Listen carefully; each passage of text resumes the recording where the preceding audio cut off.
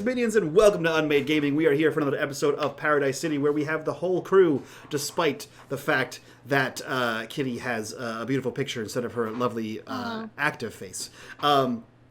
That being said, if you guys want to support the channel and things we do here, the best way to do that is going to the Patreon down below or supporting here on Twitch to subscribe here. Also, the bottom right-hand corner, you can see already beginning to fill up, is the corruption bar. That bar serves two purposes. One is when that bar fills, I get to do whatever the hell I want to these wonderful players. And two, every dollar that goes into that jar goes back to these beautiful faces that you see before you.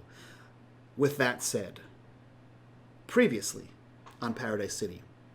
With Delia taken care of, Molly and Artemis headed to their respective home to wash off the events of the night before, while Friday sent Judd off to be taken care of, before making his own arrangements. After a bit of rest and a change of clothes, plans were made to meet at the club at Admiral's Cove, where Artemis intended to confront her father. Diego Marinos was shockingly receptive of his daughter, albeit relatively unhelpful. That is until Artemis found his cell phone sitting on the table. We start over the city. The city is overcast. It's hot, humid. Humidity hangs in the air as a constant threat of the impending rainstorm that could flood from the skies at any moment. The sounds of the city, the cars speeding by, the sound of an ambulance, an errant police siren, all kind of blend together in the din that is the city. These noises waft in through the window in a Midtown hotel. In this nondescript hotel in Midtown, we see Judd, laying in bed, blanket tucked up to his armpits, arms over the blanket, with an IV drip hanging from the side of the bed, dripping some kind of substance into his arms. Judd, you wake up. You notice that your surroundings are unlike the ones you remember or any that are familiar to you, and you feel like a serene kind of sensation wash over you. You're very relaxed, kind of zen, which is, I think, strange for Judd to be in, as he seemingly exists in a state of anxiety at all times. I mean, look, Judd's familiar with what having drugs pumped into you feels like. So, like, I didn't want to, he's familiar with that sensation. What you're saying, he's been to a psychiatric hospital before?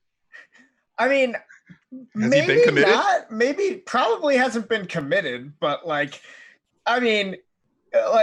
he's done enough drugs in his life to like wake up and be like, this is probably not all normal. So yeah, he's gonna like look around at first. And you said I'm in like a nondescript motel room? Yeah, it's like a mid-scale hotel, right? So okay. It's like a Holiday Inn or like a La Quinta kind of thing, right? So you got the flat screen TV, you have the desk with a little notepad on it. There's a little mini fridge. Obviously, nothing's inside of it, but you see typical hotel arrangements. Except for the IV. Except for the strange IV bag that's dripping into your body. Yeah. Yeah. I think Judd like tries to like burst out of bed, but like kind of like, he's been asleep for 2 days. Mm-hmm. So he like is kind of like wobbly and like stumbles and like pulls and knocks over the IV bag as he's like getting up and like trying to rip this thing out of him. He rips it out as he's like stumbling towards the door. Is he like dressed and everything? Does he? You are currently in. So what you notice when you kind of tear out of the bed is you are in boxers or boxer briefs or whatever it is that Judd wears as underclothes. However, there is a fresh pair of clothes on the foot of the bed. That little not like chest, but that little weird bench seat that's like at the end of bed sometimes. It's there. Your clothes are folded there. They seem to be pressed and washed. And you notice that you have bandages on where your bullet hole was. Yep. It's like my phone or like whatever was in my pockets and stuff. It is on top of the folded clothes. You also know that there is a phone that you do not recognize, a cell phone. On the night table. Yeah, so I think like Judd probably like he was like stumbling towards the door and then he like maybe even like has like a hand on the door and like the handle halfway down when he like realizes that he's like not wearing any clothes and has like he's in a hotel. So he turns back around, he gets dressed, gets the wallet, the phone, maybe splashes some water on his face, and then is gonna like go downstairs and try to figure out where the hell he is. Actually, you know what? If he looks out the window, can he tell where he is in the city? Yeah, you're in Midtown. I mean, it's like Midtown is a section of downtown. It's like it's not like the big hubbub financial district or the big shopping district. It's kind of in the middle. Sure. And you know that like if you got a cab, you're probably like a 25-minute drive from your apartment. Sure. Yeah, so I'm gonna start heading downstairs. I'll check the phone to see if there's any like messages or anything. The cell phone on the nightstand. Is that what you're checking? There is no messages. There are no texts. There's no nothing. There is one phone number saved in the contacts, and it's saved as the number. Like, the name is the number. Yeah. So, first things first, Judd will get downstairs. He'll ask the concierge where he can get a cigarette and a coffee. And then he's going to make the phone call once he can be smoking a cigarette and drinking the coffee.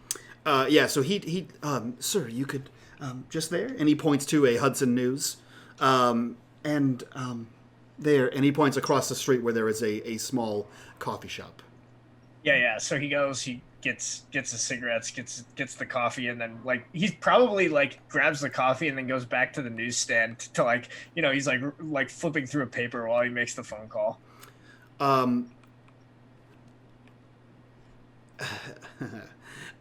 In the newspaper, you are flipping through.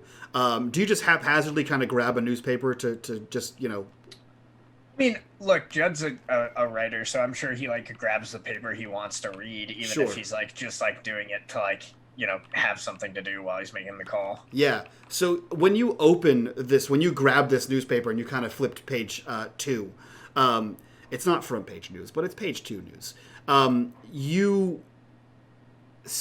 At first it's like you kind of keep flipping, and then it like dawns on you what you just saw that kind of causes you to flip back. And you see a news report of explosions, a cop chase, and an exchange of bullets at a nightclub establishment called the Tartarus. And you also see that the police have a potential suspect. And then you see your car. Yeah, I think like we get like that shot of like the like his like mouth drops and like the cigarette falls out of his mouth as he like sees this, but it's like as the call is connecting, right? So he like is like trying to react to that like as like whoever he's calling is picking up or whatever. So you hear on the other line as the cigarette like falls out of your mouth. Ozark's taxi service.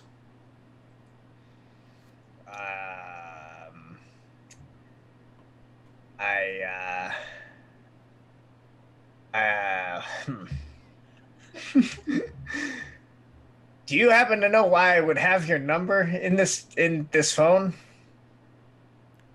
What is your name, sir? This is Judd. Judd Polyakov. Oh, we'll be right there, sir. And then the line just kind of click. Jesus, what the fucking goddamn motherfucking Friday. So, as you stand there for a few minutes waiting for an errant cab to come pick you up, what are you doing? Yeah, I think he's gonna get out another cigarette and read this paper, like try to figure out like what's going on with his car. Yeah, the news article kind of, in summation, goes on to say that an abandoned vehicle where several passengers were seen getting out and going into the club. It is believed that these passengers were responsible for a series of explosions and a small electrical fire, as well as an exchange of gunfire in the alleyway with an unknown party of people, leading to police being on the scene And there's this, as you kind of flip, there's like other images of like the nightclub goers with like the safety blanket around them in the back of like an ambulance getting spoken to after a traumatic event. And what you notice about the pictures is there's no evidence of those 2 black cars or any of the people that you knew were there. There is blood on the ground in the alleyway from you and Friday, and also in the street. And there is a there's a massive pothole that wasn't there. You're pretty confident due to just a grenade that Friday seemed to be randomly carrying in his pocket. That had blown up. There's a exploded transformer that's kind of like hanging in pieces. You can see evidence of fire on the side of the brick building and some interior. But yeah, it looks like a pretty bang up job that you guys did. Right. Oh boy. It does say that the cops are not releasing the name of the suspect, but they are currently looking for him. You are at large. It also refers to the suspect and his accomplices as being still at large. Right.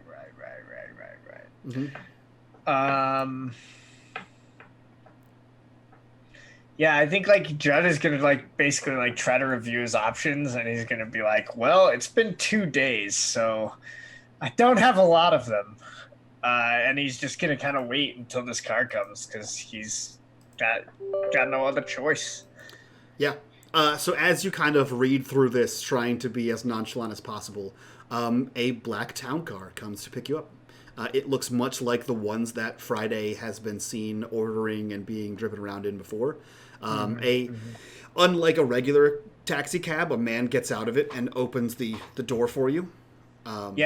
Judd gets in and he's just like, "Can I smoke in here?" While he like gets in with the cigarette and just like, doesn't wait for an answer.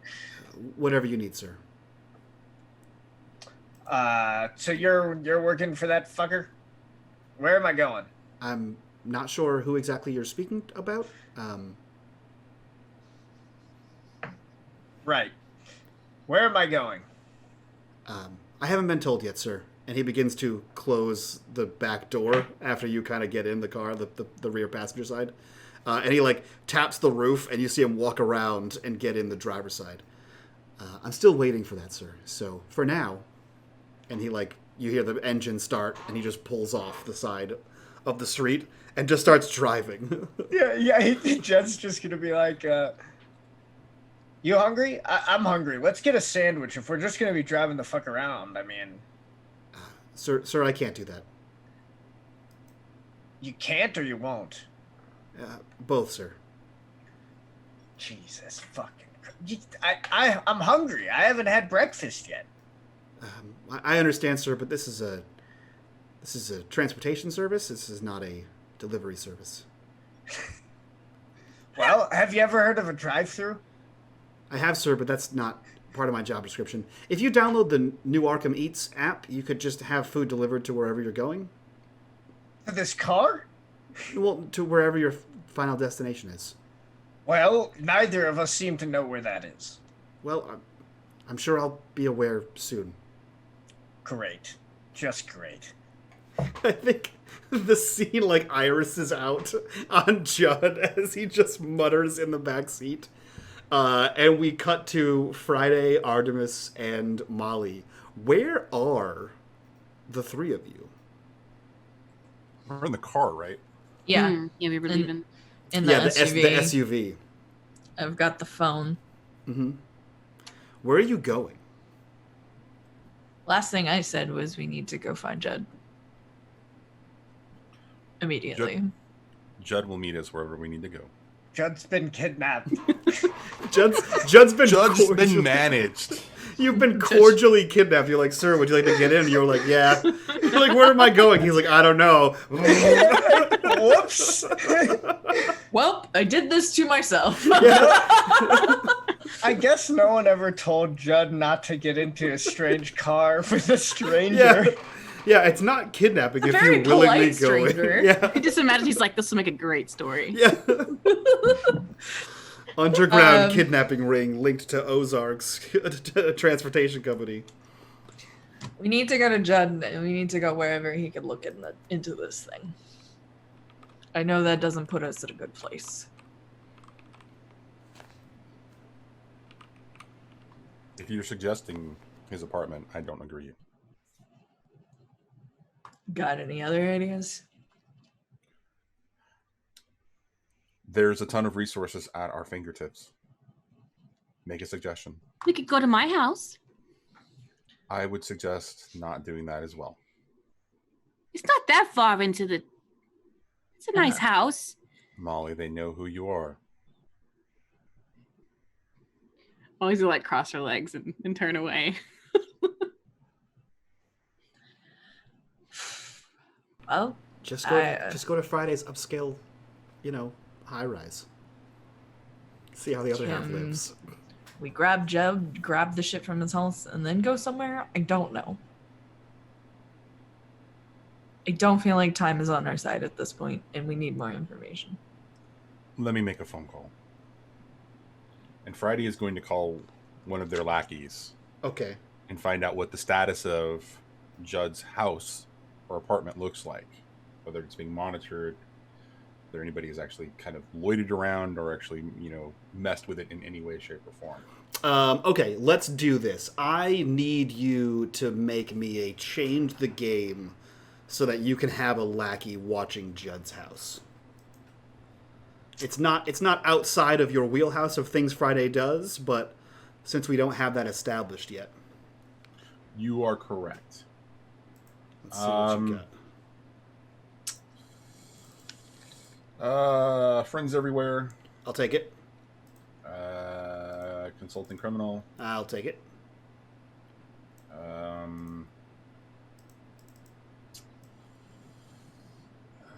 Let's see.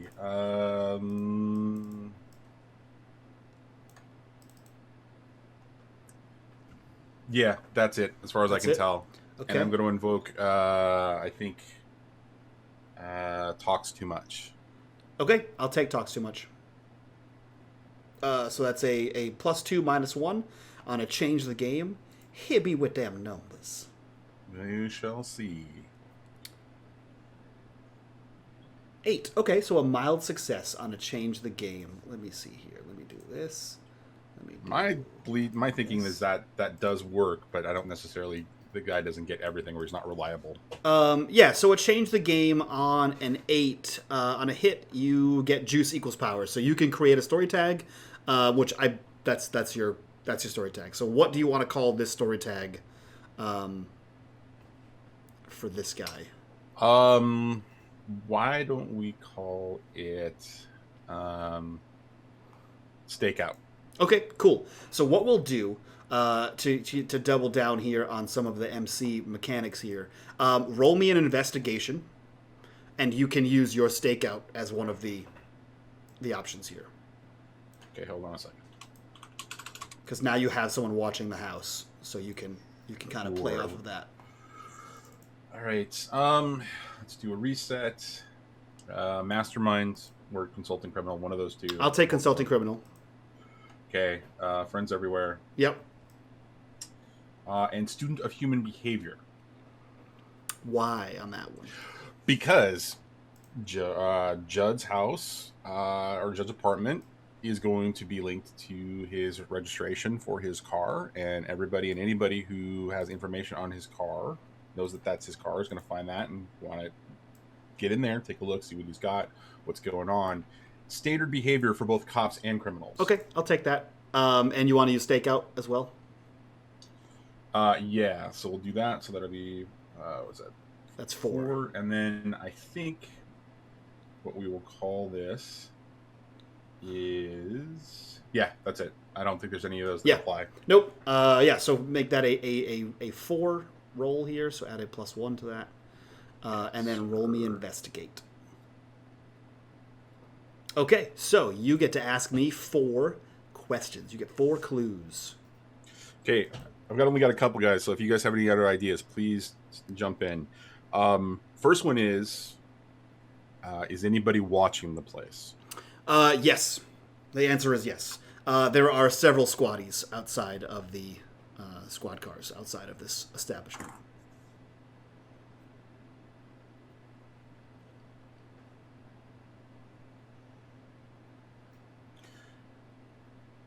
Am I going to need to ask another question to get a sense of what those are, what the different ones are? If there's just like a CSI, or if it's treating it like as a... Oh, they're just beat cops. They're just beat cops. Yeah. Like bag 'em and tag 'em beat cops. And that's the only ones that are obviously surveilling. Is that what we're talking about here? Oh, they're not surveilling.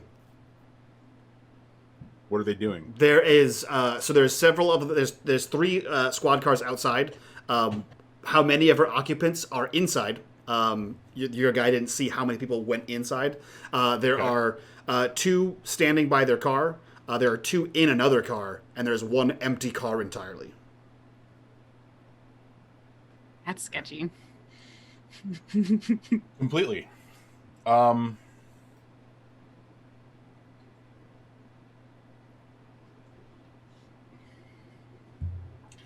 Has anybody unusual been escorted in the time that he's been observing?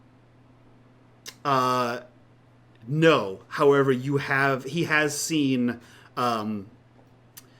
one of the cops. He's not sure if that guy's in charge or what he is, but he's seen one of the cops make several cell phone calls, which seems strange because he's not using his walkie to phone in something. He's calling someone. That stuck out to him. Okay, so while having the stakeout guy on the phone, Friday will turn to Artemis and say, "Sounds like your previous friends are taking quite an interest in Judd's apartment. Anything in particular I should be looking for?" And then then Friday will outline all of that information to Artemis to see if there's anything that she wants to drop into it. Yep. To drop into the conversation. So, Artemis, do you have anything to add to that investigation? And we have 2 juice left. Yep. You're muted. No, I mean we need the shit out of his apartment, so we either need to get in there or get it from somebody else. So I don't know what else to add. Well, here. what if we went and got Judd and we, and we figured out what he needs, and then maybe Friday could get something for us. Maybe they could find something and we don't have to go in there because that doesn't seem like a very safe place to go right now. I have no idea what's going on. I could try to contact people, but it's just gonna it's gonna put more eyes on us. Do you feel like those contacts that you have are basically burned at this point and you are completely vulnerable? Or do you have anybody you can still trust? I had the girl in the, CSI department. Everybody else, some of them mean well, but they still got people pulling on their reins. So no. Yeah. Okay. All right. Next question. Mm-hmm. Advising the individual to look around the surrounding sort of neighborhood. Is there an it's a very pointed question. Is there an obvious thing that would cause a distraction to make things more interesting and possibly move the majority of these cops away from Judd's apartment? So we're talking about, like, is there a rundown old building that we could light on fire? Is there an obvious sort of, I feel like low sort of crime like front that's we could cause a... Yeah, I feel like Judd intentionally lives in an area that has a bunch of rundown old buildings that you could light on fire. I'm still gonna vote for we need Judd before we make a move. Don't light my apartment on fire. Because if he has supplies somewhere else, then we don't need to do this. And B, he could tell us what we do and do not need. So I would say we pause We get Judd, and then we decide if we're gonna set something on fire. I feel like Judd, like, rented, like, mill space, like, in the old, like the New England mill buildings on, like, rivers, and then converted the mill space himself into an apartment. And then, like, just keeps writing that building down as his address. So in the local area are other mills around. They're all brick mills, but they're, like, huge, like, 12-foot ceilings, or vaulted, whatever vaulted is, 15 to 18-foot ceilings. They're huge warehouse spaces that have been there since, like, the 1800s. So they can easily burn to the ground.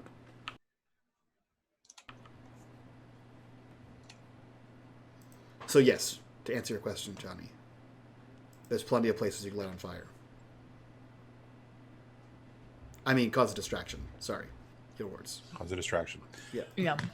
Don't light my apartment on fire.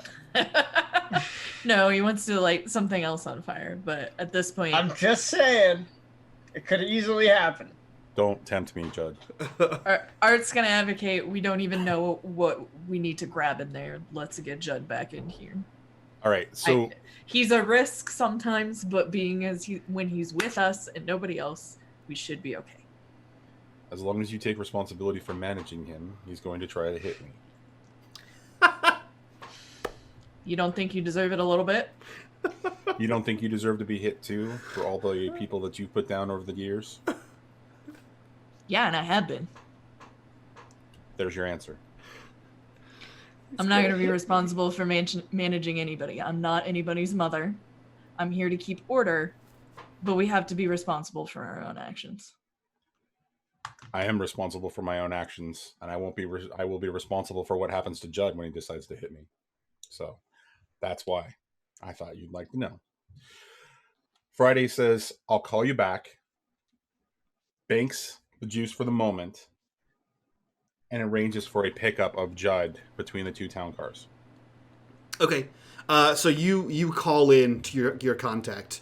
The camera sort of pans back to a increasingly annoyed Judd in the back seat of this car as the driver kind of looks down and sees that Tesla-esque like data pad in the dash, and he sees like a text start to appear on it with the address of the pickup.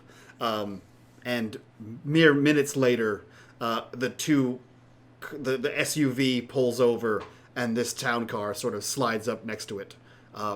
And the guy looks back to you, Judd, and says, Sir, we've arrived at your destination. You are, like, on a side street in the middle of, like, the warehouse district. Like, and there's a blacked-out SUV that pulled up next to you.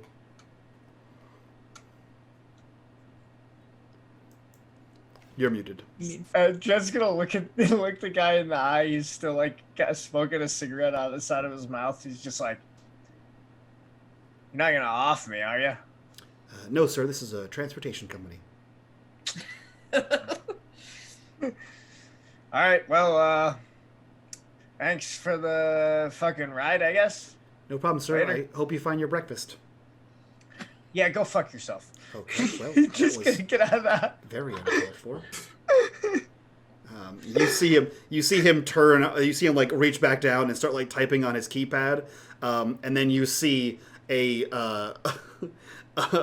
light be like a light bar on the back of the car sort of light up, and it says Ozarks Transportation Company, and then it like flashes a phone number, and the car kind of takes off.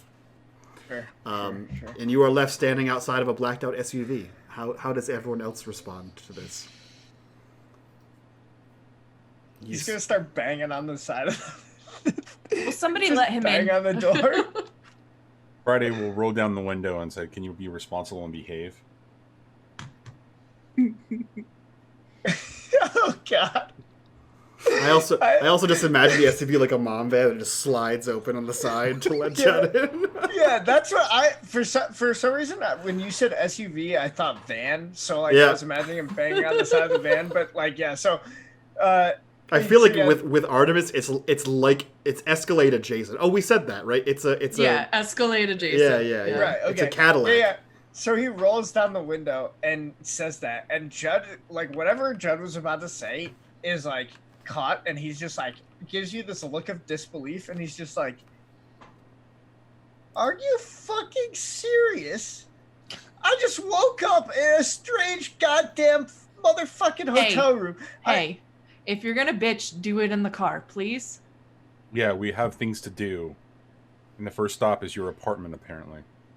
I hate you all. He's just gonna get in. You can hate us all later. I understand. Look, we went to see my father while you were. I just want to say it's a little bit bullshit that I'm being treated like the asshole when I just want a couple of answers. But okay. Well, would you like some answers? There you go. She's gonna hit. This is my father's cell phone. He decided to leave it in front of me. I turned off the GPS, but I would like to make sure it's completely off before we start poking around with it. Yeah. It's definitely not. You can't. No. She's gonna hand him the phone. Look, that's why we're in a car. That's why we're moving. That's why all these charades are going on. And Judd, I'm warming up to working with you a lot, but I don't know that you would have fit in the Sunday brunch golf club thing. Yeah. I'm not sure that I appreciate that comment. I'm worried that there might be a little bigotry involved there. I'm gonna move past it. Iris just rolls her eyes. So I'm guessing you want me to make it so that they can't track this phone, right? That would be the first step, and then we need to look through it. I don't know if this is a play or if my father's actually trying to help us. Also, he offered me a job. There's some weird shit going on. I'll be honest, Art. I can try to do some mumbo jumbo to this thing, but really the only surefire way to make sure a phone can't be tracked is to put a nail through it. Smash that fucker. Will we lose the information on it if we do that? Oh, absolutely. That's why I'm saying it's not a sure science. I mean, if the phone is online, it's a risk. Damned if we do, damned if we don't. Fair enough. That's why we're in a moving vehicle. So I'm shutting it down. We can't get into the apartment, I'm guessing. Well, we could. She points to Friday. Let us show you what's actually going on. And I will instruct the driver to have us pull up behind the stakeout so that Judd can actually see what's actually going on at his apartment.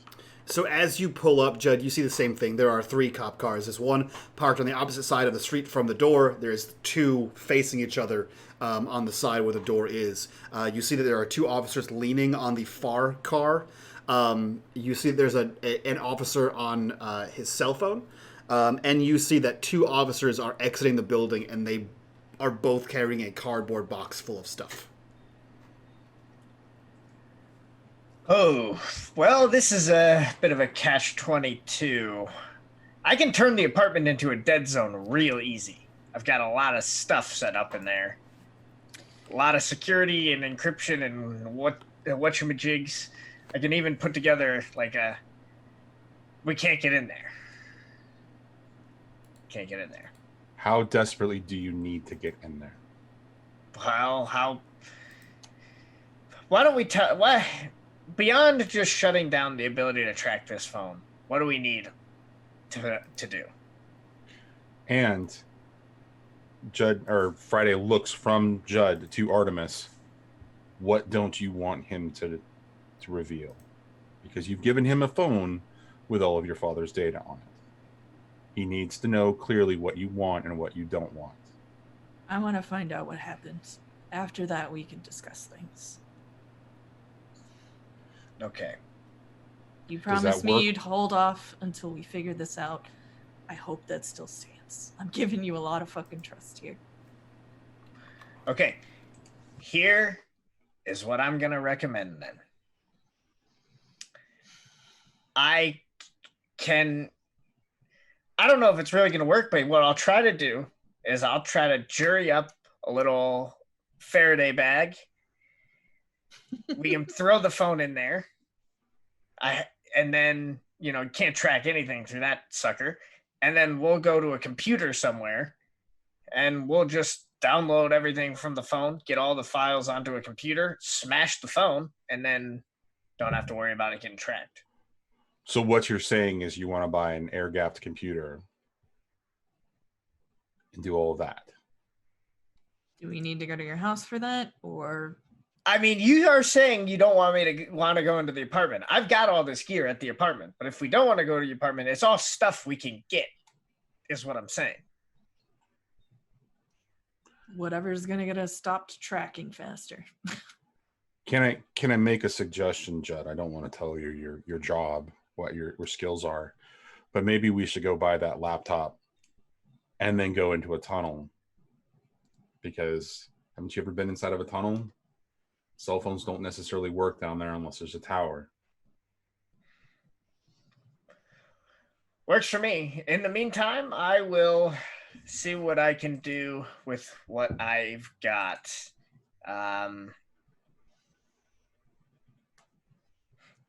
How much of the electronics in this car do you need to work? Well, I did just purchase it, but Well, I mean, half of this stuff is just bells and whistles, really. He's gonna Judd is gonna start climbing into the front seat, like whoever's in the shotgun. It's just a driver. Okay. So he's just gonna get into the seat and pull out the front console, and he's gonna start trying to salvage wires to basically. He's gonna build a little electromagnetic gadget to build a little Faraday cage basically, and to stick the phone into. Cool. Cool. Eddie is going to shake his head and say there are so many easier ways to do this. But this is the best way to do this. I'm here. No, this is the way with most risk.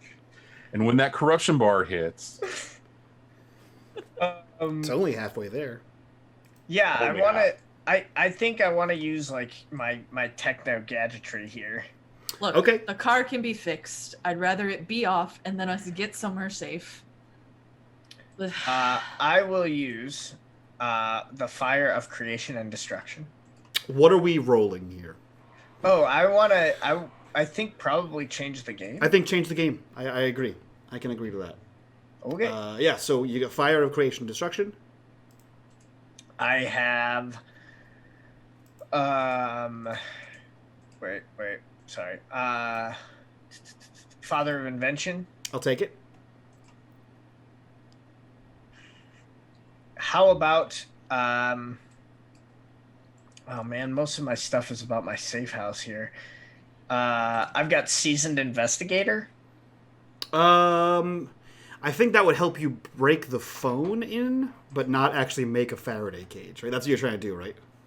Yeah. That's probably all I got then. Okay. Do you don't have any negatives? Nope. May I ask a question? Yes, you may. Can you please explain to me again how I can use what's known as a hurt? Yeah, you just say, I want to hurt Judd, and then Judd gets a -1. I want to hurt Judd. Judd, you have a -1. Rude. Let's see here.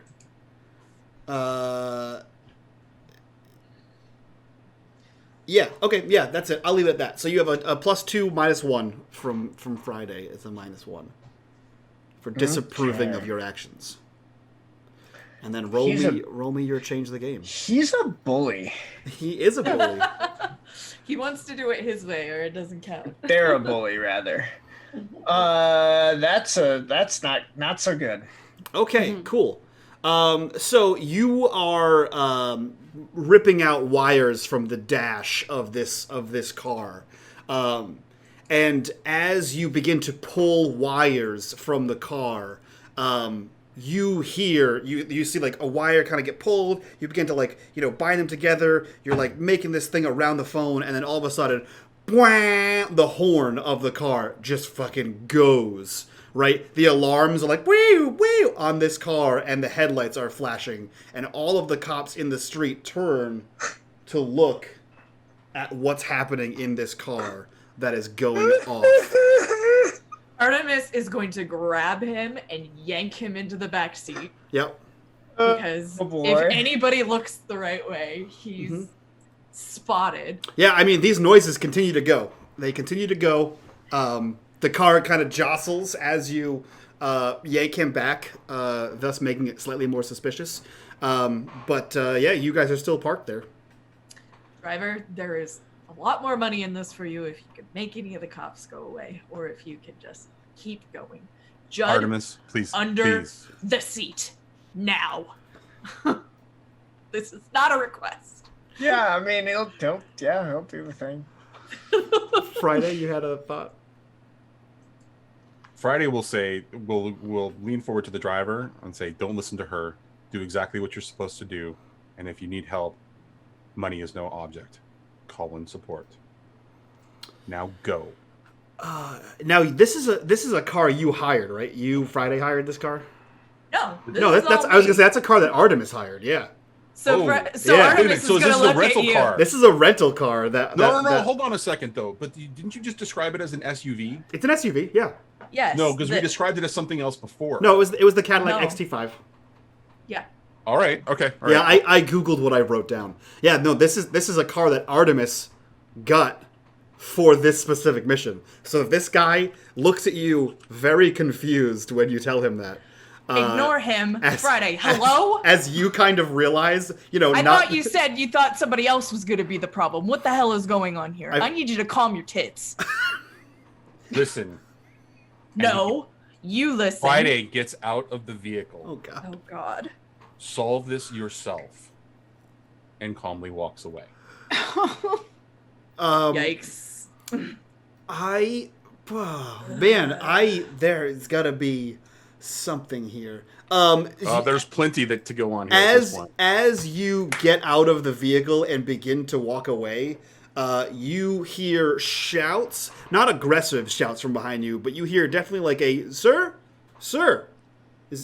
excuse me, is everything okay? Kind of coming from the police officers towards you, walking away from a car that's going nuts.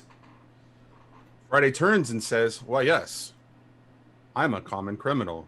You might want to take me in." And he reaches out. What? They reach out his arms. And you were worried about the corruption bar. Okay. You see the, like, almost like a slapstick comedy. The cops, like, look back and forth to each other. What the fuck is happening? Do you know this guy?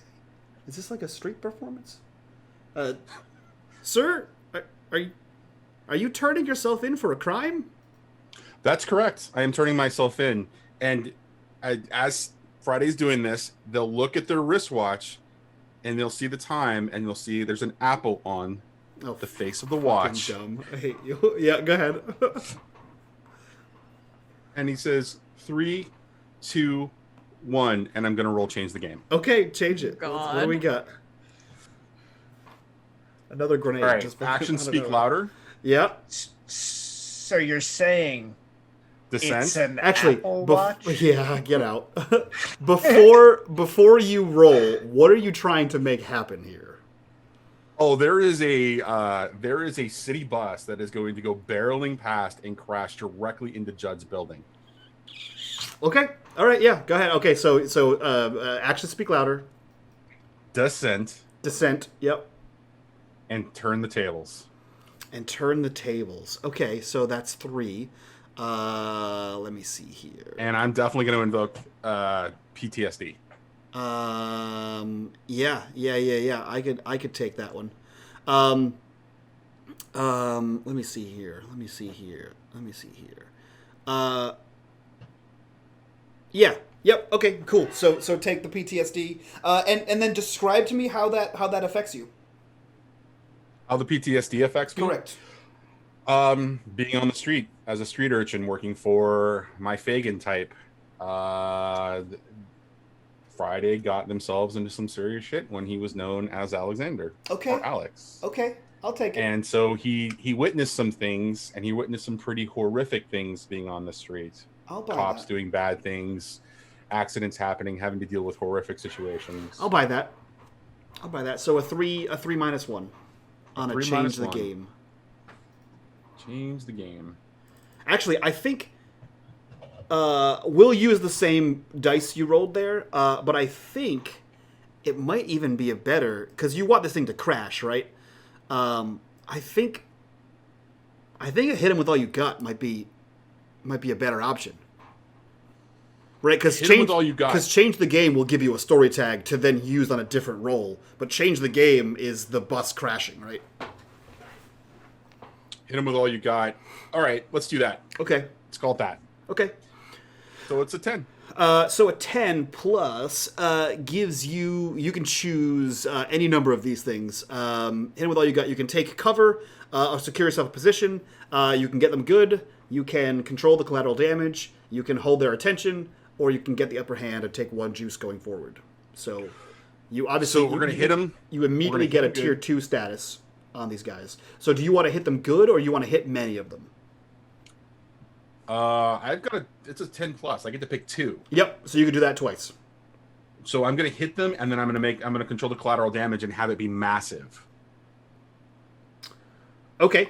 Okay. So let me ask you this question: are you suggesting that by doubling up on that, I can take the majority of them out with the status? So right now, one of them will get a status. If you get many of them, they'll all get the status. If you control collateral damage, still only one gets the status. Collateral damage is like the environment. Right, but so getting many of them, sure, let's do that instead. I was thinking collateral damage might be the collapse of the building and causing a much bigger sort of commotion. You are correct. That would also happen. I'm not necessarily trying to injure anybody so much as I am trying to control the situation such that there is an incredible distraction and then something else to deal with. Yeah. So you want to get them good and get many of them? Is that what I'm hearing? Let's just do that. Okay. So it goes to a status 3. So this, as you are holding your hands out and you kind of turn to look at the watch and you kind of count down, you hear a louder honking, like a repetitive blast, coming down, and you can see that there is a bus driver who's waving his hands inside this bus. You see him reach forward, grab the lever, and you see him leap out of the bus and sort of roll. And he kind of like scrambles to his feet and he says, "There's no brakes! There's no brakes!" As this bus, the city bus, sort of barrels in, hits the first cop car closest to you guys, and just plows that cop car into the building, up over the curb, kind of flips it and into the building. You see these cops kind of scatter out of the way. The two that are holding the boxes sort of dump the boxes and sort of leap away. And all of the cops on the scene take a tier 3 brush with death. They are sufficiently startled and distracted, and you could potentially get away if you tried.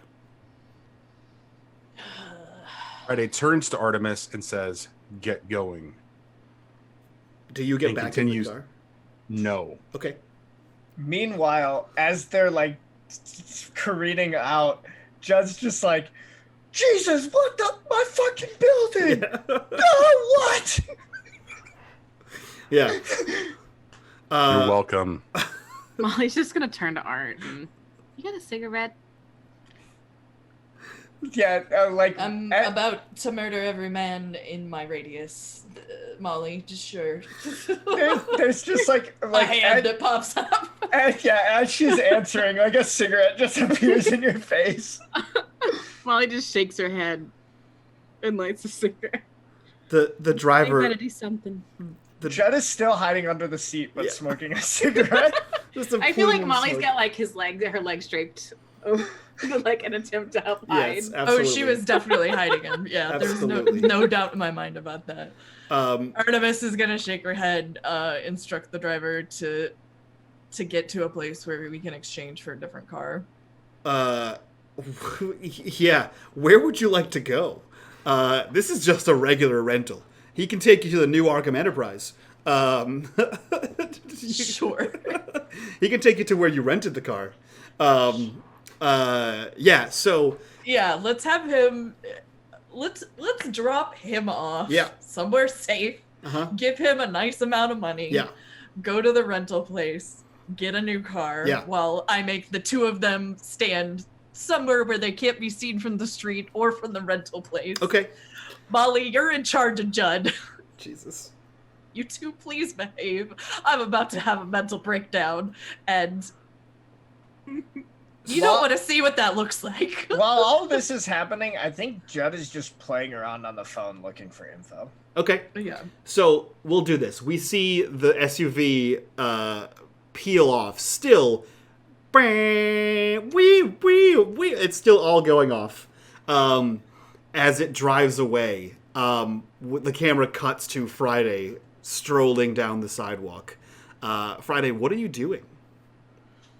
I get into the passenger side of my accomplice / stakeout Mm-hmm. and say, "We're done here. Let's move on." And we'll drive away. Yeah, so he drives away. Where are you going? I'm going back to the donut shop. Okay, cool. So the car sort of, like, the camera sort of follows you down the street. And as you kind of round the corner, it transitions. It does one of these like pans to the side. And Friday will text them and let them know where they're going. yeah, it pans to the side, and it zooms in on Artemis at the rental place, returning this clearly broken. Oh yeah, she's gonna pay vehicle. for it. Yeah, your insurance does not cover it, but you have the funds for it. And they, you kind of go through the motions, and they give you a much more reasonable, like 4-door sedan, because they don't want to trust you with their top models right this second. They give you the we're almost out of stock right now. So you get like a mid-model kind of 4-door like Nissan, and all three of you get a text message from just a number that just says "Once Around the Block Donut Shop." Artemis is gonna decide to ignore it. Perfect. She's unhappy. Great. Judd and Molly, you both get it as well. Artemis is gonna get everybody in the car and go, "We need to get whatever." Judd, I need you to write down what you need. I need you to hand it to Molly. She's gonna go in a store. We're gonna get that phone turned off. And then we're gonna decide if we still want to talk to Friday, because I am very upset. And I think you are too, Judd. Yeah, Judd's just gonna like write just like a computer and something to connect the phone with the computer. Right. Oh, also, Molly, you're buying 3 new phones. Kind you want? You want, I don't care. She just hands her credit card. Are we gonna? Yeah, I think Judd is gonna. Meanwhile, Judd is just gonna text the number that said the once around the black donut shop is just gonna be like, getting computer, be right there. Perfect. And of course, Judd still uses T9 to text, so it's like I imagine this montage that I'm seeing is in my head. It's the three of you going to like different stores to pick up the different parts of things. But it's like you go into one store, buy the laptop, then the camera cuts to Friday kind of walking into the donut shop, being greeted. Then it cuts back to buying the cable that connects the phone to the thing, and then back to Friday, who's now sitting. So like every store that it goes in, Molly buys some kind of snack. Perfect. She's easily distracted, or something like random. And Judd probably said he was hungry at some point. So there's like a scene where like fine. everyone's waiting at the door, and it's Molly holding a bag of snacks that's at the register still. Yeah.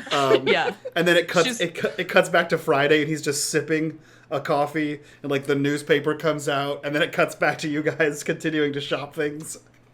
And Artemis is also eating snacks because she's hoping it'll calm her down. Yep. Oh God, I love it. Judd's excited for one of these sweet donuts. So there is, the three of you are in the back of the sedan. There is a copious amount of snacks, as well as some electronics in here. What are you guys doing? What are you doing? I'd also like to purchase Judd a new outfit. A new outfit? You notice that Judd is not. Hat. Judd is not in the outfit that he was in last time you saw him. He's in it's definitely hat. it's definitely like off the rack Target outfit. Yes. But like it's not what he was wearing. he needs a hat or a fake beard. I'm gonna let Judd pick what thing You know, he there's a uses there's a to drugstore around the disguise corner. I could bleach his hair. I used to Judd? do my mom's roots for a long time. it. Judd, you're a wanted man. You get to decide how you look next, but you need to look a little different. Oh, cap and sunglasses. I'll I'll let her do your makeup, but you need to pick How about something. sunglasses? I can get some big sunglasses. You think sunglasses are a disguise? A hat? What are you, Superman? No, he's Jimmy. A hat and some sunglasses. You could pick, but you have to be something else. Something other than a hat and sunglasses. No, it can't be a hat and sunglasses, but it can't be just one or just the other. Oh, I'll do both. Don't worry. Perfect. Are we going to the donut shop? I don't know. How do you feel about Friday right now? He knocked you out for 2 days. Oh, and then he did that. Wait, he 2 was the days? one? He was the one? Oh, yeah. I figured I like went unconscious from getting shot or something. No. I mean, you definitely needed it, for the record. He did a good thing. And like I said, I don't know if you would have fit in with the Sunday brunch crowd, but We're gonna have a conversation afterwards. You did about miss a really good lunch. Why you think that someone like me doesn't fit in at a country club? Anyway, we're moving on from that right now. They got great breakfast sandwiches at that place, at that donut shop, and like it or not, if you're saying Friday did me a good turn, I need a breakfast sandwich, and I might as well tell him to fuck off to his face if we're gonna tell him to fuck off. Ollie, what do you think? You're the only one he hasn't fucked with so far. Also, Molly, should we drop you off? Are you sure you still want to be messed up in all this? Well, I was gonna look at them both. If I didn't want to be here, I wouldn't be here. I was mixed up in all this before I even spoke to the lot of you. I know, and we haven't really talked about that, have we? Not particularly. I just need everybody to stop doing shit without talking to each other and holding back. Because the more we do that, the more likely we're gonna end up fucking dead. And she just buries her hands in her head. And I think that Friday has a lot of connections that we don't really have access to.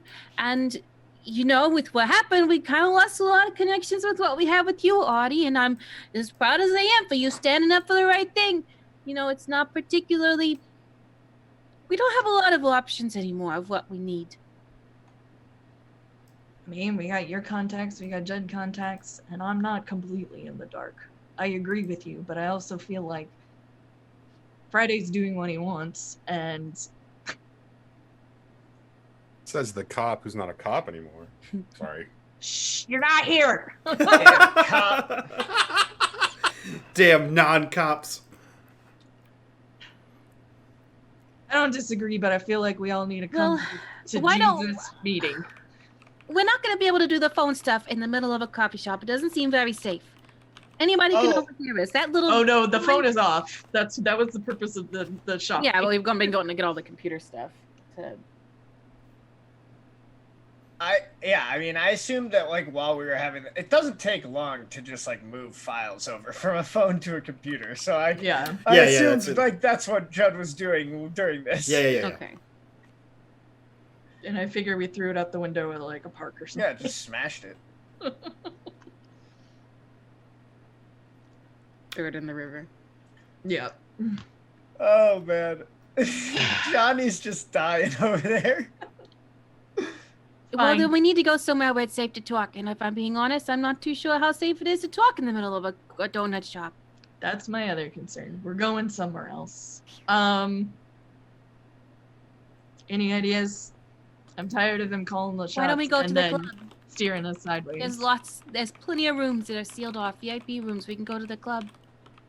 Honestly, yes. I need a drink. Honestly, yes. They got breakfast there. They got buffet lunch, lobster. They have it's a thing called legs and eggs. It's They serve Artemis is gonna breakfast. take out her phone, text Friday. You fucked up. We're doing this different. We're meeting at the club. You're welcome to join. But this is a come to Jesus meeting. Send. Friday Well, would I mean, respond you need to give them. You need to whenever there's private rooms, and you have to have a special code to get into the private rooms. Oh gosh, I need to think of what. Yeah, Friday's Tell them the response. safe word is bananas. And the safe word is bananas. Also sent. Friday would respond immediately and say, if the next step is going anywhere but the Yamashiro Building, you're doing it wrong. We're not going to the Yamashiro Building till we know what's on that phone. Sent. Friday is going to stay where they are. All right. We're going to the club. I imagine this scene is like, it's Friday. Just, he has the coffee. Like, he has a Molly-style shitty Americano from this place, because that's what they make there. And he's got the newspaper out with, like, one leg crossed over, right? And it's that scene from, like, movies where he, like, and you hear, like, the tactile tick, tick, tick, tick, tick, tick, tick. And it's like, whoop, and it pops up and you can read it on the screen. And then it cuts, the other half of the conversation cuts to Artemis, who's like, Yeah. aggressively texting back. It's like, whoop, and hers is all in caps. And then it gets And back. she'll send one more message that says, I'm not going in blind. Yeah. I'm not doing this your way anymore. There's a happy medium and we're fucking meeting it now. If you expect to get out of Mr. Gold's club, I would suggest not walking in. I wanna roll something against this. This is too much. This is too much, my dude. No, Um, I'm sorry. Rolling doesn't make sense here. This is To I have my private security team too. I can have them go in and sweep and guard. I just like Also, like, is this the backstory on this, like, Molly's generally safe in this club. yeah. yeah. And at the end of, like, I think we're kind of running in circles right now and trying to progress the story. I would like to progress the story instead of hitting the wall over and over again. Yeah, I don't think you would need to roll. You can just go, right? Like, Okay. you can just go to the club. I mean, we can roll a convince if you guys want to play it that way.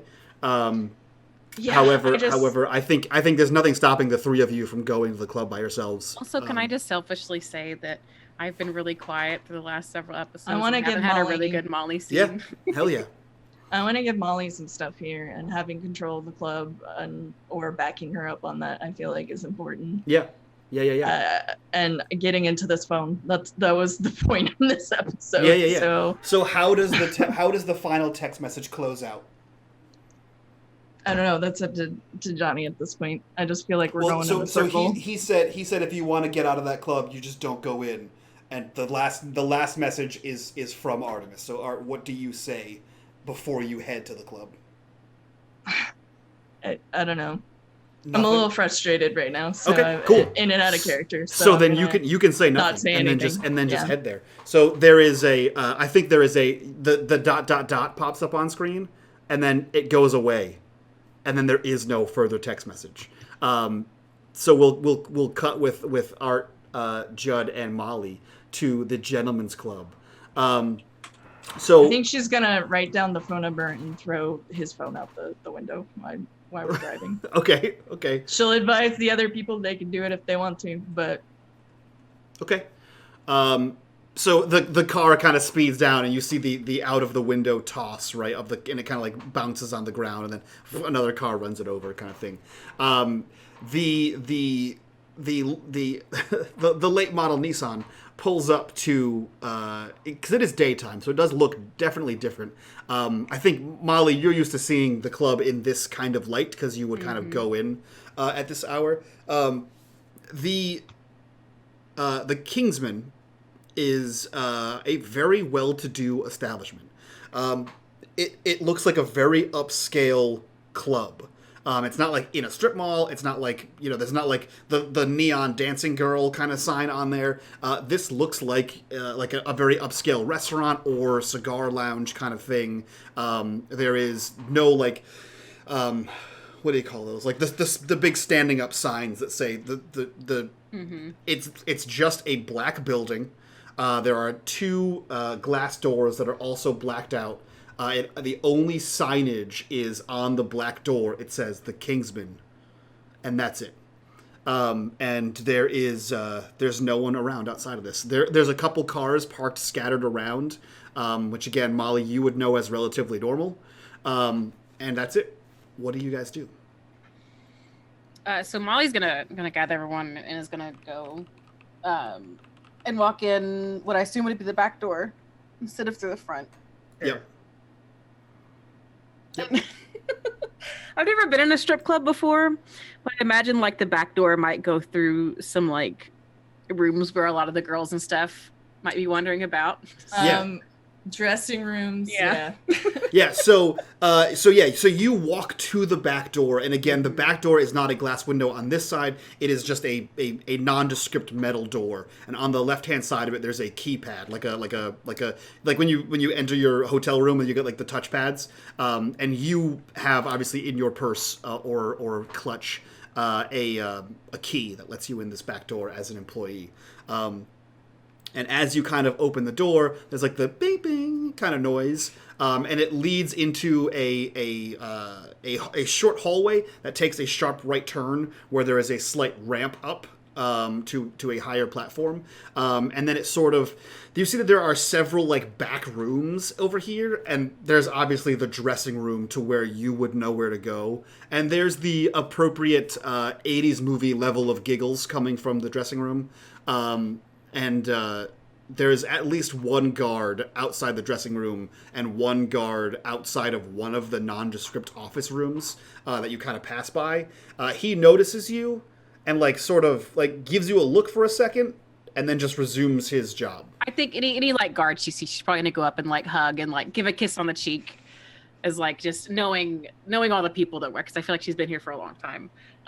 But what I imagine what she's going to do is, as they sort of make their way through this building, she's going to keep turning Judd's head away from all the open doors as we pass by them. Yeah.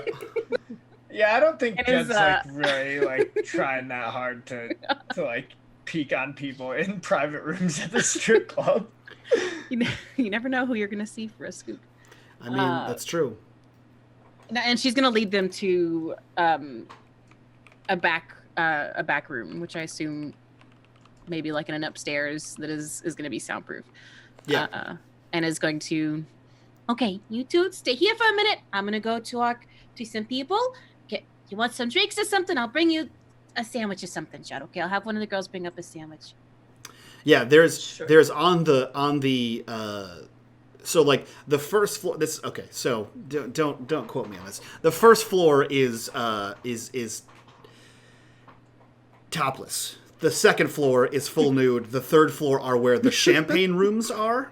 And so I think that's where the champagne rooms are, the soundproof rooms. And it's like as if like a warehouse building had like the whole floor and they were made into like sectioned off kind of rooms.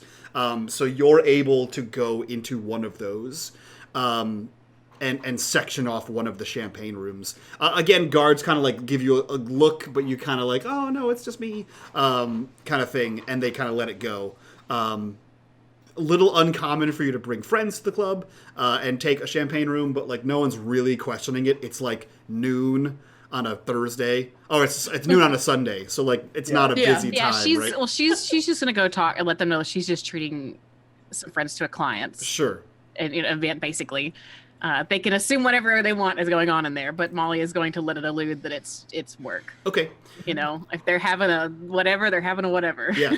Can think. So you pop off, you go talk to some people. Do you want to go talk to anyone, or do you want to head back to the room? Is there a specific scene? She hasn't been to work in like. It's actually been a couple days. Like you've only been worked in a couple of days. Yeah, and I assume they were fine with. I'm sure she took off time, but is Mr. Gold in? Because I think that she or somebody, because she's gonna know if anybody's come looking for her. So I'm trying to think if there are any other girls. Do you want to ask the girls, or do you want to ask for Mr. Gold? She'll go into one of the dressing rooms and ask some of the girls, like casually, speak to them, see if anything has happened here. Yeah, and so it's very much like when you walk in, they're like, "Oh my God, Molly, where have you been?" Right? It's like catch up time. And as you kind of like make cordial conversation, your regulars have been asking for you, and all of the girls have assumed that you were taking a few days off because of Sam. So that's what they've been telling people. That a friend of yours had recently died, and you're taking a few days off as a result of that. Because that made sense to them, and it was like you went to the wake and then never came back. So that's kind of what they've been going with. But it seems as though your usuals have been asking for you. Mr. Gold asked once. They gave him that same response, and then that was the last time he asked about it. Okay. Well, I got some business upstairs, so I'll be back in a couple of days. Girls, don't worry about me. I'm so glad you were worrying, though. I feel so cared about. And she's gonna like awkwardly like kind of back away. Like you can tell she's not great at being the most sneaky at things. There's obviously a whole scene where Mike doesn't know how to play female roles, and so they're like, "Oh my God," and like fawning over you, like, "Oh, we love you," right? Typical 80s slumber party. "Oh my God, you're the best. We missed you so much." And then like you leave, and someone's like, "That bitch," and like I assume that's how strip clubs work, and they're all catty. Is in my head. That's how it is behind scene. If it's not, at me in the comments. And so so you kind of back out and head back towards the group. Is that what's happening? Yeah. So we can start discussing kind of what's going on. Someone has brought Judd like a decadent array, I'm sure, of snacks and like a good sandwich, and there's booze to plenty for. He's eating and drinking and like just like scrolling through the shit on this computer, right? Like ever since he's like had a chance to sit down, he's just like trying to find the goods. Yeah. Molly's gonna like plop down next to him. All right, what do we got here? So with that, Judd, I need you to roll me an investigation. Okay. And Artemis would have made note of the Atropos Sisters. And the charity stuff, and to look into any details about that. Does that count as help? Unless she wants to use a help point on you, I think. I don't mind. Okay. Do you have one? I don't think she does. I don't think I do. Is the problem. I think only Molly has help points for Judd. But she's just trying to point you in the right direction. Yeah. With your search. I'll use a help point. Nice. All right, that's a +1. I also have seasoned investigator, Judd the info broker. Yep. And knows where the bodies are buried. I'll take all those. Yeah. You know what? Actually, let me see here. Let me see what Judd has that's bad for Judd.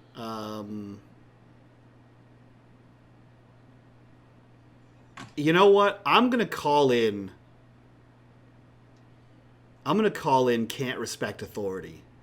You currently have full access to Diego Marinos's phone. And the only thing stopping you from going through it is Artemis going, "Hey man, please." So I'm gonna call into question can't respect authority. On there. So you got a +4 -1, so a 3 on an investigate. All right, so a 12. Oh yeah, a great success. Okay, so you have 3 clues you can ask me about what's going on with this phone. So did we have like a big money question on this? Because when we got the phone,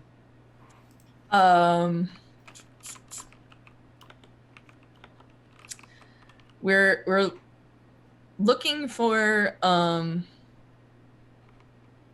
Polly, which he said we could just call. So I want you to see if there's any information about Polly. The Atropos Sisters have come up a bunch. All right, we'll start. Is there any mentions of Polly? Will be what we start with. Oh yeah. Is there mentions of Polly? There are mentions. So you begin combing through text messages, email chains, the whole thing. It's almost too much for Judd because you have access to so much right now.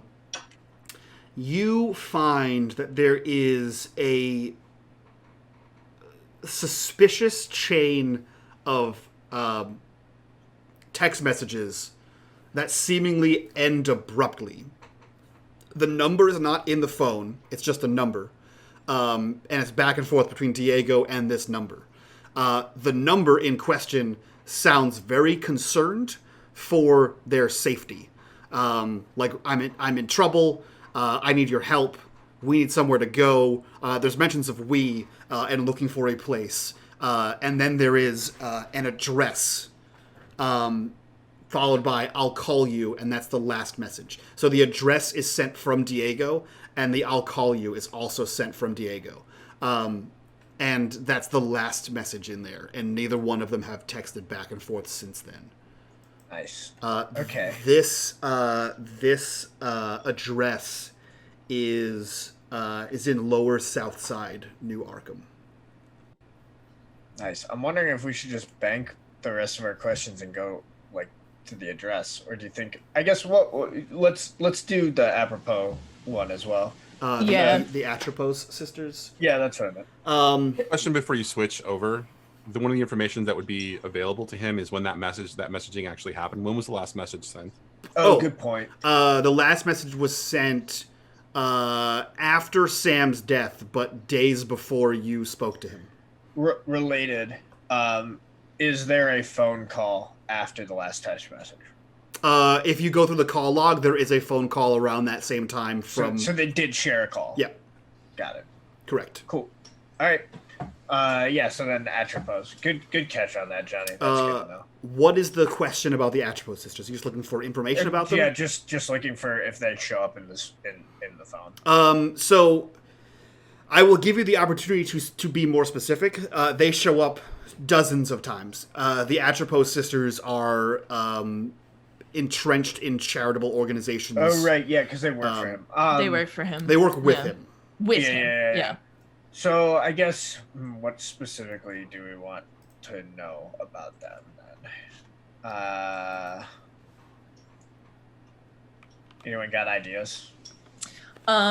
Anything out of the ordinary, large sums of money going to charities that are unrecognizable. Yeah, that's a good idea. Like anything that would catch Judd's eye as shady, potential embezzling, that kind of stuff.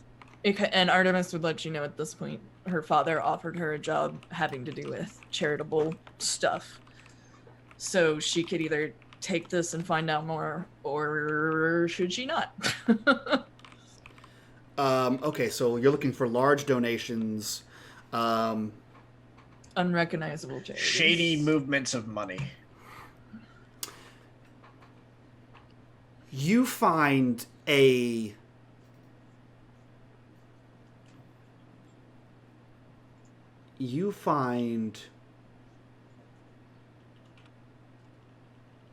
chain of emails.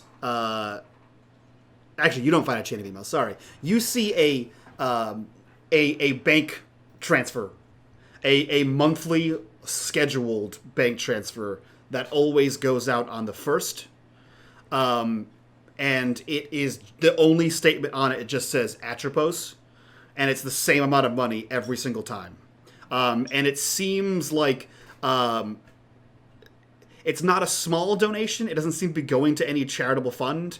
But it's the same monthly payment as if he has a scheduled. He's paying a scheduled payment to something, and the only thing it says is Atropos. Where it goes to is a firm. You don't see it going to any. It's not listed as a charity. What it says. Got it. If you want to spend the third question, you can dig into what that company is. But you know it's not a charity right off the top of your head. I only get 3, right? Yeah, so you had Where's the Kid, Where's Polly, Atropos Sisters, you have one more. Do we want to know that, or do we want something else? There is Yeah, you just DM'd me about Sam, but do we want that, or do we want more on what... I mean, all signs seem to point to them. What Artemis is gonna offer to do next is to call Polly before we go to the address and see if he answers. Yeah, let's do that. I wanna use the last one to find out more about the company. Okay. Yeah. You find out. This takes you quite some time. Like, there's a few cigarettes, a few sandwiches, a few, like, the cans of beer is piling up. You find that this is a shell company of a shell company of a shell company that leads back to the Yamashiro Building. So embezzling money into the Yamashiro Building somehow. Maybe. Okay. Or hiding money going to the Yamashiro Building, because he's paying it to the Yamashiro Building ultimately. Right. Is it like the owner of the building, or just you know that at the end of the day, the company, the final inner shell is a small LLC, which is a little bit strange, inside the Yamashiro Building. Okay. And when you look up that information, there's a website, but it's like a very much like a bland, we are under construction website. There's nothing. And what the website is it is a housing. Housing is the industry? Housing is what the LLC does, yeah. Okay. Like a Keller Williams kind of. Yeah. And is it property management housing, is the better one, yeah. Is it property management within the... Okay, interesting. Yeah, the LLC is property management. That's a word I couldn't think of. Yeah, you're good. What is while I assume like chain smoking and going back like a scene in Hackers, what is Artemis and Molly doing while this is all going on? I would like to have that hard conversation with Molly real quick. Okay. Before I call Polly. I feel like Judd's in the zone. So I feel like that's a Look, Molly, I know you care about Sam, and I know he was trying to get you, she looks around, safe, we'll say. This is good and dark and deep, and this isn't something you've been in before, and I mean, obviously you can handle yourself, you've proven that, but do you want to further get into the stuff he was trying to get you out of, or... Well, the thing is, Audie, there's really no me getting out of this. There's a lot more to me than what you see on that stage or what Polly's told you. I know. That's why I'm asking what they got on you. What makes it so you can't get out of this? What makes it so we can't drive you home now, make sure you're taken care of, and do the rest of this while we fill you in after? Like, talk to me. Tell me. I ain't gonna rat on you. That's obvious at this point, I would think. Sam, he didn't always just come here just to have a good time. He liked to talk to me a lot, and he'd tell me lots of things. And, there were times when I would tell him some things about some people, and... Yeah. I assume that much. He knows the right people to talk to. Those guys in those black suits? Mm-hmm. Before Sammy died, they came here. And she's like fidgeting. She tenses up a little bit, but tries to like put her hand on her shoulder. Whatever's close.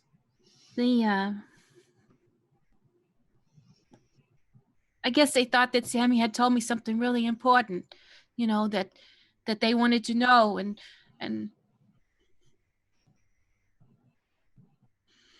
they pinned me up in one of these rooms like I got you here, and they said and did a lot of mean stuff, Audie, and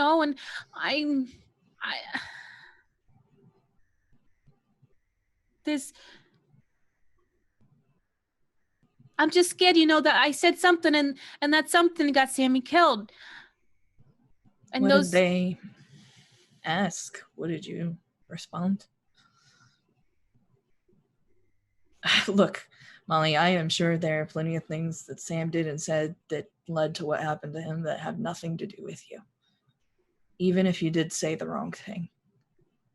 He still went to that building. He still took that meeting.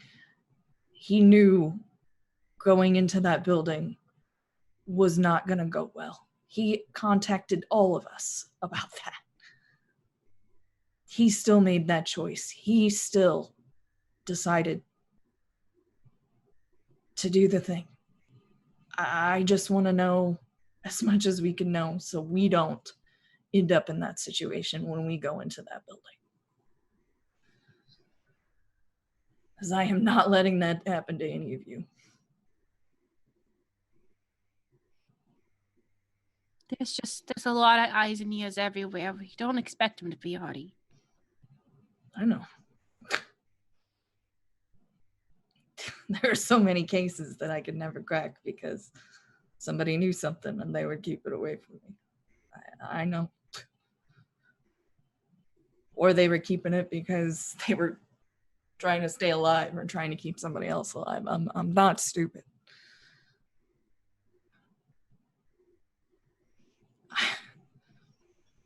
Look, I've gone this far with a lot of you, and I owe this to Sammy for all that he was trying to do for me and for what happened. And honestly, I feel like if I just go home, I'm going to be honest with you, Artie, those men might try to come and kill me anyways. There's no just me getting out of this. That's fair. I do think you're safer with us, or, you know, what we did with, she hesitates, she almost says Polly's girlfriend. Delia. You've proven you aren't gonna sit back and just take this anymore. And after everything you've been through, I get that. What was he asked? What were they asking? And what did you say? I'm not gonna think any different of you. We just need to know.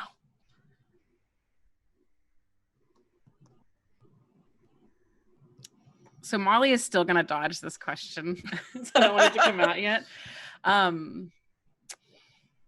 Can I use I said something big, just something to to maybe just cut off and end it, like a change the game for a knock to come, and I'll give you Mike a chance to take control of what that knock is. Yeah, you can absolutely do that.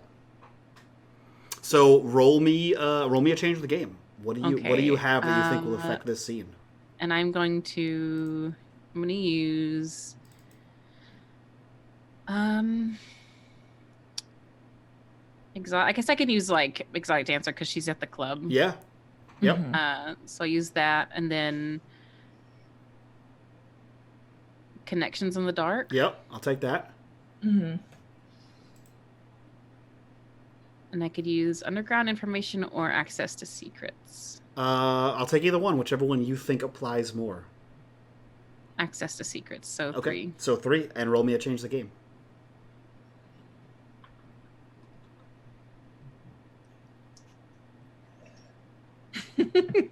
Can I roll a convince? I know she missed, but can I roll a convince?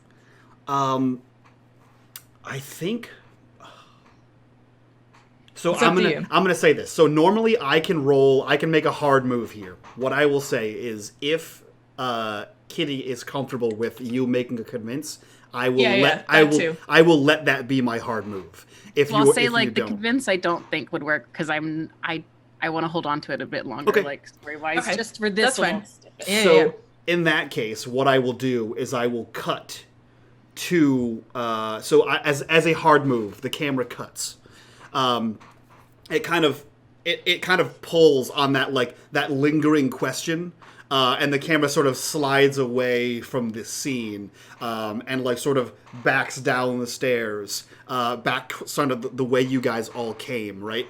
And you see the camera facing one of the unmarked doors where a guard stands outside of it on the first floor in that back entrance where you walked past it. And the camera pushes past the guard and pushes past through the door, and we see... That was a perfect sound effect. We see a man who's He is sitting on the desk. He's in a massive captain's chair.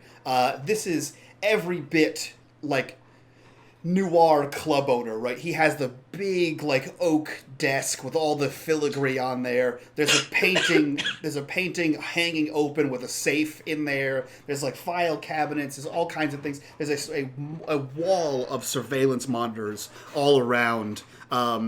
You can see that there's a surveillance monitor in each of the champagne rooms. There's monitors everywhere, but no sound on these kind of things. And he sits there in a cloud of his own cigar smoke.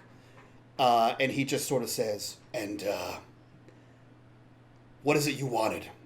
And the camera turns from him to Friday, sitting at the other side of the table of Mr. Gold. Friday, what is it that you wanted? Friday kind of looks Gold in the eyes, kind of gauging like a sense of the situation, recognizing an equal in so many ways. And purses his lip, or purses their lip for a second, and then says, I just want to know how screwed we all are. You've got your ears to the street. You hear what's going on in the back rooms. We're very much of the same make, though you've been able to accomplish things that I have yet to be able to do. So I trust your judgment, Mr. Gold. How much trouble are we actually in? He takes his boots off the table, his wing-tipped shoes off the table, sort of leans forward, puts his thick arms on the desk and says, well, I can tell you this. It's not one of us. You're chasing your own tail. What the streets has you looking for.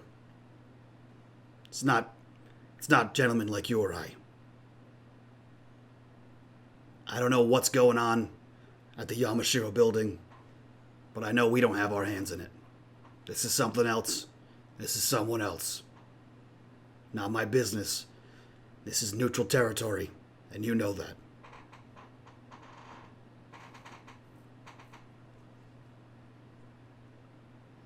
Sorry to bother you. I'm aware of who you've been running around with. And he looks over to the monitor and he says, my girls bring you a little bit of immunity while you're in here, but don't bring your troubles to my door. I worked really hard to try to keep us off your doorstep. You're fine where you are. She works here. She has protection. It's been extended to the three of you. For the time. For the time. I doubt with what we're going to do, that protection is going to extend for very much longer, even to her. I will do my best to make sure that she stays available for you to protect her. I'll have my man escort you to the champagne room. Thank you. And he sort of leans back in his creaking chair. The door opens, and the guard that was standing out there sort of ushers you to leave. And if you acquiesce, he begins to lead you up the stairs. Again, this is a protective mode in the club, and he leads you to this third floor, and he knocks on the door. And so as that question sort of lingers in the air, Molly, you hear... And you know that as a knock used by the guards that patrol this club. Molly's gonna look at Judd. Yeah, I think Judd just looks up from the computer for the first time at this. It's glazed over. It is gonna try to give him a look of put the computer and slide it away. Yeah, he will do so. And then Molly will get up and she'll look down at Art. We'll finish this conversation. I promise, Artie. Okay, please. And she's gonna walk into the door. So as you open the door, the guard stands in the crack of the door, and he says, "Miss Molly, you have a guest." And he kind of steps to the side, and you can see Friday standing there. she's gonna cross her arms and try to look as like grumpy as possible, but it's probably not very easy for her to look very grumpy. Mm-hmm. But she's trying to like follow like Art's lead on this. I know. So I'm sorry. So you decided to come? And she's gonna kind of wink at Friday. I feel like you're trying to be as serious as possible, but all I can see is rumph. Yeah. It's not like a jolt. It's like it. Yeah. Art will sign. Let him in. She'll step aside. He's fine. To the guard, and lets Friday in, and then shuts the door behind him. As you're shutting the door, he says, "Have a good day, Miss Molly," and he walks away. So the four of you are in this room. What are you doing? Tensions are high. As high as Judd. Art's gonna sit near Judd, motion for the other two to sit. Look, I'll stand, thank you. please sit. She's just gonna stop until you sit. Friday won't. They're so grouchy. Look. These two. We need to start working together. Today was not working together. We don't need even more attention on us, and 3 cops staring you in the face is not what we need. I get it. We all have different ways of doing this. Judd, you're against the man, you're against the system, and I was the system for a long time. I get it. The system ain't great. It's real fucking broken. And you were one of those people trying to knock it on its side and draw attention to the right stuff. Friday, even you were trying to do that in your own way while doing things that might not have been so great. But we're all here for Sam, who was doing the best he could for all of us. No matter whether we were on the right side or the wrong side, or trying to be on the right side, doing the wrong thing.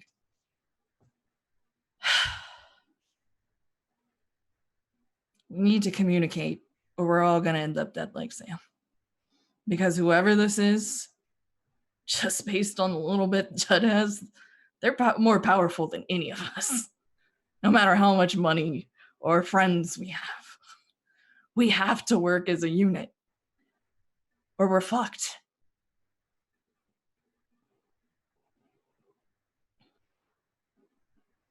Are you done? Sure. I appreciate the idea of rousing speeches. They may need it. I don't. What I do have, on the other hand, is information. As I'm sure you do, and looks over to Judd, and I'm sure there are things that you have not told them yet that you found on that phone. For what it's worth, I thought the speech was pretty fucking good. You would. You played to the dramatics. To be fair, everybody's kind of being dramatic tonight. Thank you, Molly. I just want to get this resolved, because the moment that I get this resolved, I don't want to ever see any of you again, except for possibly Molly. Fair enough. I did find some information. It seems that your father is using the Atropos Sisters for some sort of embezzling scheme. And I have a potential address for Polly. I wanted to try and call him, but Friday you walked in about then. See if I can talk to him without us having to go there, as I assume he is either protected or watched, or both. And you think calling him is going to be the right choice? I don't think going in front of all the people that are after him is a better choice at the moment, but you know. Are you sure you're not going to spook him? I think I'll do a better job of not spooking him than you. I'm not concerned about me spooking him. I'm concerned about you spooking him, because apparently he's been avoiding your phone calls. And when he receives a phone call from you via his father's phone, what do you think he's going to do next? I'm not calling him from my dad's phone. That's in a park somewhere. She And looks at him. Look, he's my brother. I call him all the time. I've been trying to call him all week. And I as don't- you pointed out, he's not answering. Do you think He he's going has to a answer new it on number. He has a new number. I think trying is better than not. Okay, detective.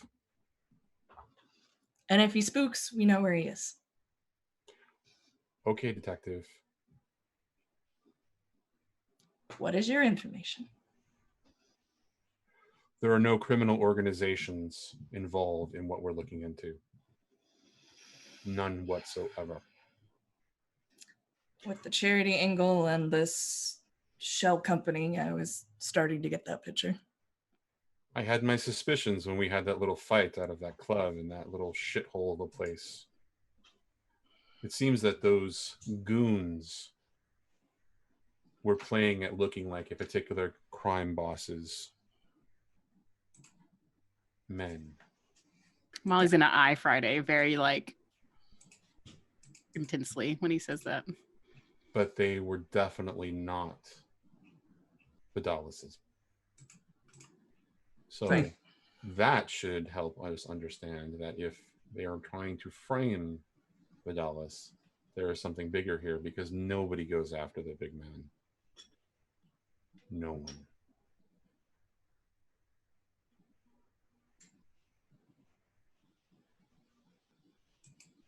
Is that good enough for you, detective?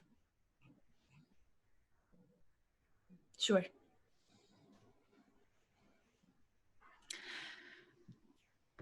I think this fits in. Sorry, I've been going back on information and for Molly. I think this fits in. Molly's going to kind of just interrupt and just sort of word vomit this. I don't know. It's going to finish what Art and Molly were talking about. Those men.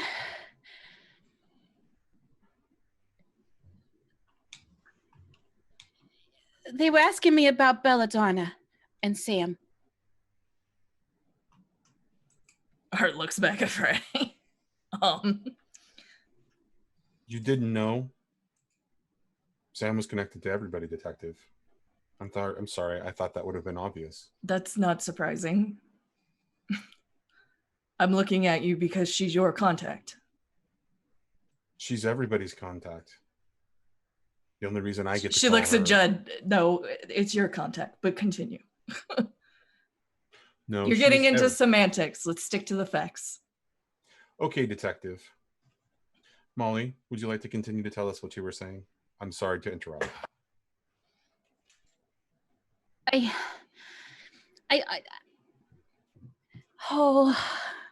thought for so long those men were Vidalis's men. I didn't know why he would come after me. And all I know is whenever Sam came to me, he just kept talking about, he would always mumble under his breath, Belladonna was always talking about her. And those men, that's what they were coming. And then they were roughing me up to ask him what he knew. And I mentioned her name. I didn't know who it was until, we all met together. I thought it was some kind of flower. I thought he just liked flowers, like flower arranging or something. Art makes a face at her, but pats her on the shoulder. Okay. And then he was killed. And then he died after they came.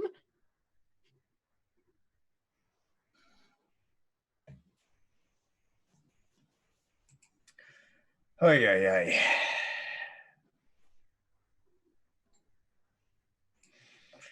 So, that is honestly not the best news, because that shuts down a lead. But at least we're not going to have to fight the mob. So that's better than nothing. No, I'll take it. Don't worry. I mean, all in all, that's good news. Yeah. All in all, I think we take the win on that one. Eh? Yeah. No, for sure. Just leaves us with more questions.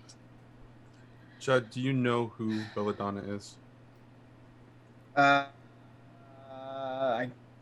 That's a good question. Do I? I don't think you do. Probably not, I don't think you or I know anything Yeah, I about don't her. think so. Jed's just gonna shrug. Clearly, you don't understand the gravity of this situation. Thank you, Molly. Mr. Gold will definitely protect you as best as he possibly can in this situation. I think we all understand the gravity of this situation. The fact that don't it's think not you do. the bad guys is worse information. Belladonna being involved, considering her connections and how she was able to do things for us, extra complicates things. I do understand, Friday. I never said you didn't, Detective. You just did.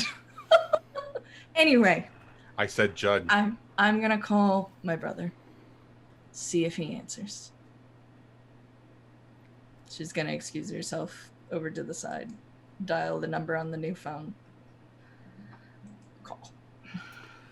So the number goes through. Beep, boop, boop, boop, boop, boop, boop, boop. The phone rings once, twice, a third time. And then it picks up. Dad? And that's where we end tonight's episode. So, that was episode 8, I think? Yes. Episode 8, I'm pretty sure. That was episode 8 of Paradise City, called Pieces on the Board. So we're going to wrap this episode up. We're going to go around, do our introduction. We're going to get the hell out of here. And I think, because of ISP issues, because of the way this is streamed, I think we're not going to do an after show tonight. And everyone is exhausted. Let's go around, do our introductions, and we'll get the heck out of here. We'll start with Kitty. Who are you? Where can we find you on the internet? And what are you doing? I don't know what my own outro is. I'm Awkward Kitty Inc. I make a lot of art, and lately I've just been playing a lot of Animal Crossing. that's been my life. Damn, Same. fair. All right, fair. We'll jump to Sam. Who are you? Where can we find you? And what are you doing on the internet?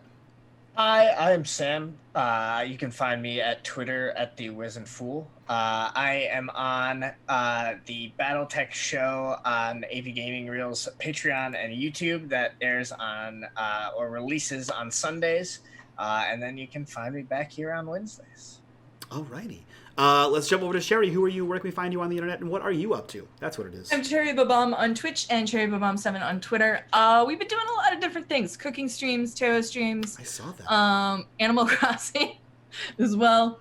And getting back into the RP on Conan and GTA a bit. So look forward to some of that tomorrow. Hell freaking yeah. And last but not least, Johnny, who are you? Where can we find you on the internet? And what are you up to?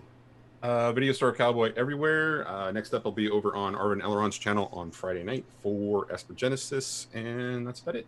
Hell yeah. Cool. So this has been a great episode. Thank you, no one, for not being here, because this wasn't actually streamed. We recorded this offline. So this will be on YouTube. Yeah, that's where you're seeing it.